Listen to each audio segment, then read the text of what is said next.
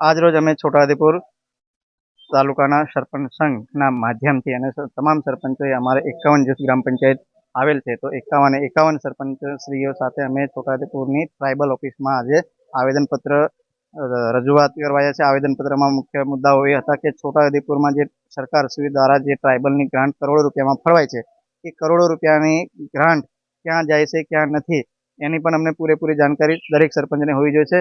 અને એની સાથે જે છોટાઉદેપુર ટ્રાઇબલમાં જે ગ્રાન્ટ આવે છે ને એ ગ્રાન્ટ એજન્સીઓ મારફતે જે ગ્રામ્ય કક્ષાએ જે કામ કરે છે એ ક્વોલિટી અને ગુણવત્તાયુક્ત કામો નથી હોતા.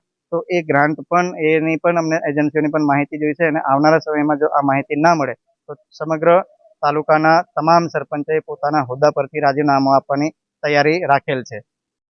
આજરોજ છોટાઉદેપુર ખાતે ટ્રાઇબલ સપ્લાનમાં અમે છોટાઉદેપુરના તમામ સરપંચશ્રીઓ ભેગા થઈને આવેદનપત્ર માનનીય ટ્રાઇબલ સપ્લાનના સાહેબને અમે અપાયા છે.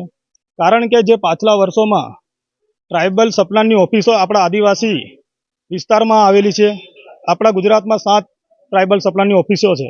એનું મુખ્ય કારણ છે કે ટ્રાઇબલ એરિયો એટલે આદિવાસી લોકોનું જે એમનો વિકાસ કરવાનો છે એમાં એમની સ્પીડ આવે એના માટે ટ્રાઇબલ સપ્લાનની સ્થાપના સરકારે જે તે સમયે કરેલી. તો જે તે સરકારે આની સ્થાપના કરી, પરંતુ આટલો સમય થયો પણ હજુ આજ સુધી આદિવાસીઓનો જે સ્પીડે વિકાસ થવો જોઈએ તે વિકાસ નથી થતો. તેના માટે અમે સાહેબશ્રીને રજૂઆત કરી કે આના ફંડ આવે, જે પણ ગ્રાન્ટ આવે એ જે તે ટ્રાઇબલ વસ્તી ધરાવતા ગામોને 100% મળવી જોઈએ. અને આ જે ગ્રાન્ટ છે તે ફાલતુ બીજા કામોમાં વપરાવવી જોઈએ. કારણ કે ઘણીવાર સરકારના કાર્યક્રમો હોય અને એમાં બસના કાર્યક્રમ હોય કે બસને ભાડું ચૂકવવાનું ટ્રાઇબલ સપ્લાના પૈસાથી ચૂકવાતું હોય છે. તો આ પૈસો આદિવાસીઓનો છે, તો આદિવાસીઓના વિકાસમાં આ પૈસો વપરાવો જોઈએ એવી અમારી ખાસ માંગણી છે. અને જે બી ટ્રાઇબલ સપ્લાનમાં જે પણ સદસ્ય હોય તે ટ્રાઇબલ આદિવાસી હોવા જોઈએ, તજજ્ઞ તરીકે જે પણ રાખે એ પણ અમારી માંગણી છે.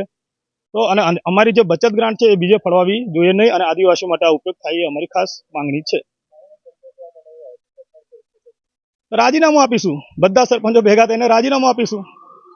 કારણ કે સરપંચ વગર પછી વિકાસ કોણ કરશે આગળ? આજ રોજ અહીં અમારી જે ટ્રાઇબલ વિલેજ લાગે છે એમાં અમને પૂરેપૂરી ગ્રાન્ટ મળવી જોઈએ અને જેનું આયોજન થઈ ગયું છે અને અમને ખબર પણ નથી.